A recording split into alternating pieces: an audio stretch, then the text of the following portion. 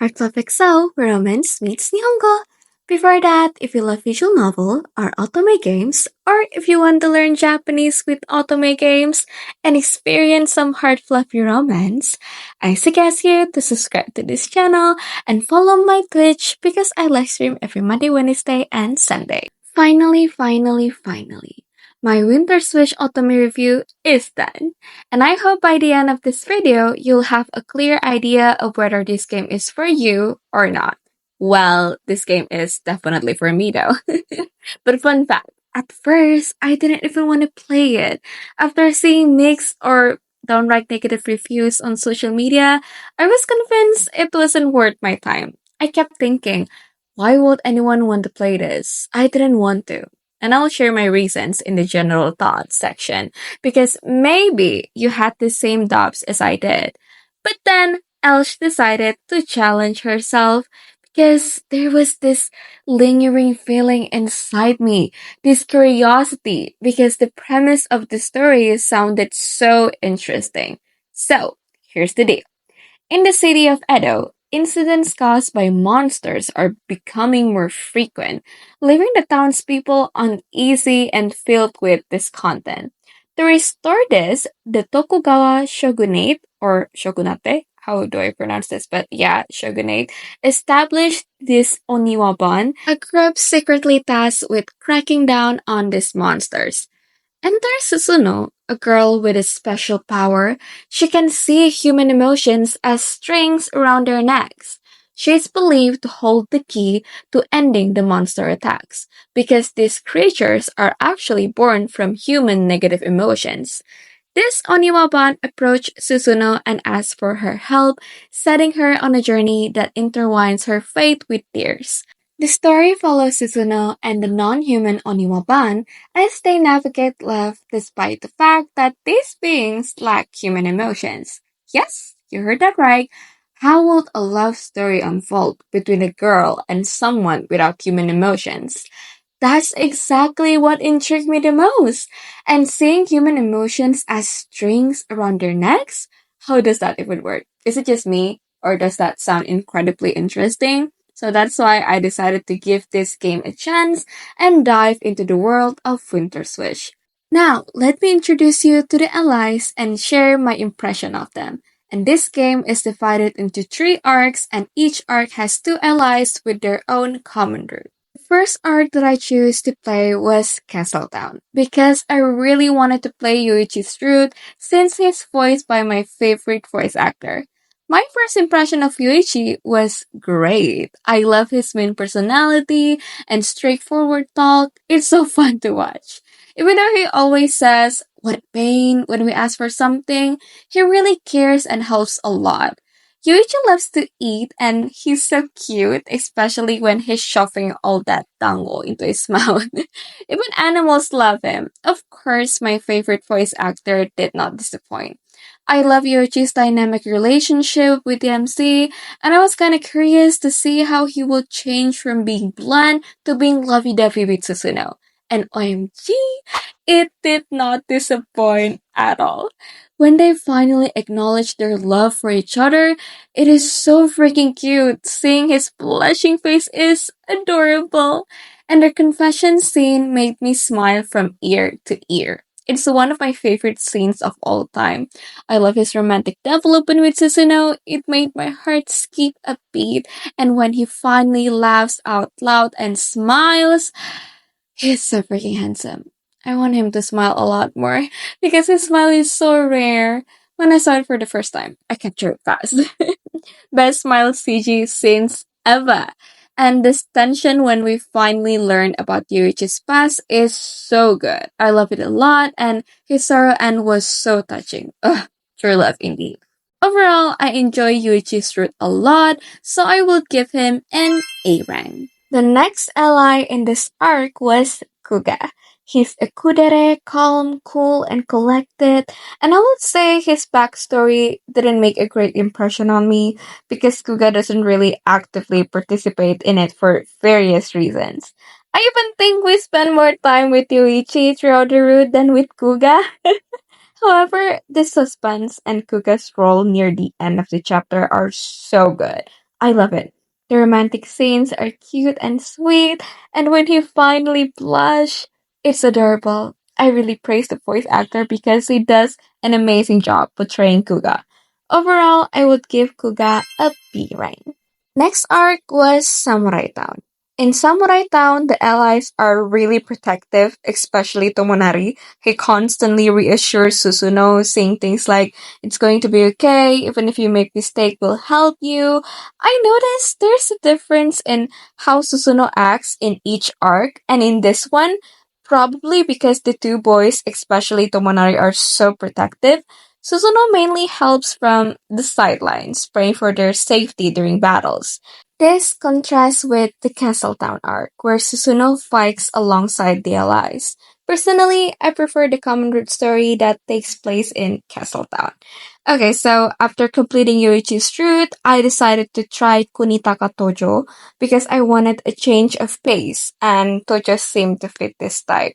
He's kind and willing to help, unlike Yoichi. He's friendly like kids, and for some reason, he even treats us that way too. Like a brother figure. He always treats Suzuno like a little sister. Oh, poor Suzuno. But I love their romantic moments. They're so cute. And their love story is so interesting. And I'm curious how Tojo would fall in love with Suzuno. Because honestly, his story is really captivating and kept me hooked on the game. Also, Suzuno is still a badass. She's so cool and not afraid to tell our honest opinions. And of course, our sparrow pet Komame is so cute here. Her chirping is adorable. And I love that there are many scenes featuring Komame because I love this sparrow pet a lot. This is the main reason why I love the game too. Story wise, I think Tojo's story is more interesting than Yuichi's. Even though some reviews I saw said they didn't really like Tojo. And I initially had low expectations, but I actually enjoy the love relationship between Tojo and Susuno. It made me smile a lot. And for the ranking, I will give an S for the story because it is so good, even though there's still some mystery left. But for Tojo alone, I would give him an A. So, A for overall. Or should I say A plus? Next, Tomonari. When I started Kunitaka's route, I was already looking forward to Tomonari's route. I like how he only cares about Susuno and ignores everyone else. However, I had to wait until the end to finally enter his route. My first impression of Tomonari in his route was that he's incredibly protective of Susuno. He's also very sharp and can sense her feelings, which of course leads to the typical things an overprotective guy would do. There's one thing Tomonari did that disappointed me, but OMG, I knew I shouldn't have doubted my love for Susuno, our amazing MC. She absolutely shines in this route. What happened is connected to Tomonari, but I can't say much because it would spoil the story. Let's just say it's clear he loves her so much and his actions reflect that. Tomonari also goes through some really good character development, and Susuno, she showcased the vulnerabilities that make us human. Okay, that is your clue, guys. This route was such an emotional roller coaster. I laughed, squealed, cried, and felt deeply touched. It was a whirlwind of emotions. However, the ending of this route left me with so many questions. Like, so many. It was frustrating because none of them got answered. As for the happy and sorry endings, they felt, I don't know, like something was missing. They didn't leave me fully satisfied. Maybe because of all these unanswered questions. Overall, I would rank Tomonari's route as C. While the story had its moments, these unresolved plot points and lack of satisfaction at the end weigh it down for me. The last arc that I played was the Entertainment District, and I absolutely love it. The banter between this entertainment squad, Yabuta, Otaro, and Kinji was so funny. Their chemistry is perfect, and their interactions kept me entertained throughout. And I played Kinji's route first because Otaro route was locked. And let's talk about Kinji. There's something incredibly charming about him. His face, his voice, it's impossible not to be drawn to him. He has this graceful aura, but still managed to look manly. This is the first time I've encountered a character like him in an Otome game. He's quite blunt, or maybe I should say he's straightforward. He's smart, has sharp senses, and I couldn't help but feel curious about how he would behave when he finally fell in love with Susuno. Sometimes he likes to tease Susuno, and oh my gosh, he's so mischievous. I love their bickering scenes, they were so fun to watch. He can be strict about his work, which somehow makes him even more charming. But deep down, he's actually very caring. It's hard to fully convey my feelings about playing Kinji, but trust me, he's worth it. And when he finally fell in love with Susuno, it melted my heart. Kinji's route was very entertaining to read, and I was so curious to see how they would wrap up his story. And then, that after photo, I love it so much. Yes, it's good. They wrap up his story in a good way. And overall, I would rank his route an A. And the last but not least, let's talk about Otaro. Talking about him is a challenge because according to my notes, he has the longest notes out all of their lives. You'll understand why when you play his route. When I first saw Otaro, I thought he wasn't my type in Otome games. He looks younger, almost like a Shota boy, but to my surprise, he turned out to be quite dependable. He's playful, fun to be around, and his behavior isn't childish despite his youthful appearance. And oh, Susuno and Otaro look so cute together. And then, the crazy revelation in this route shocked me. In a good way, plus in a bad way. I can't say much without spoiling it, but after playing his route, I realized Otaro isn't my type of guy. I just don't suit that kind of troop. However, I have to admit, he's adorable when he sulks though. Nah, this is tough. If he's my taste, I would rank him an A, but I'm just not Otaro's target audience. If you enjoy Rui from Neil Ado or The Secret Truth from Hanayaka, you'll absolutely love Otaro. You'll understand why I said that when you played his Truth. And the epilogue was so cute. Suzuna and Otaro were adorable together. I can bring myself to hate him, but after completing all his endings, I just couldn't. So for the overall route, I would give him a D. But remember, that's only because it's not my type, okay? Your opinion might be different. Okay, so here are my general thoughts on this game. As I mentioned before, this game has an interesting premise and storytelling, which really shines throughout. The reason I initially didn't want to play this game was because of one particular review I saw. It basically questioned why anyone would give this game a chance considering the allies don't have emotions, especially because this is an Otome game. When I heard that, I thought to myself, why would I want to romance someone who's as emotionally expressive as a rock? Based on that review, I assumed they would never smile and would always have a straight face. But guess what? That assumption was totally wrong. The allies do show reactions. They get surprised, happy, cold, or blunt, but their responses come from logic, not feelings. It's not that they don't have emotions at all.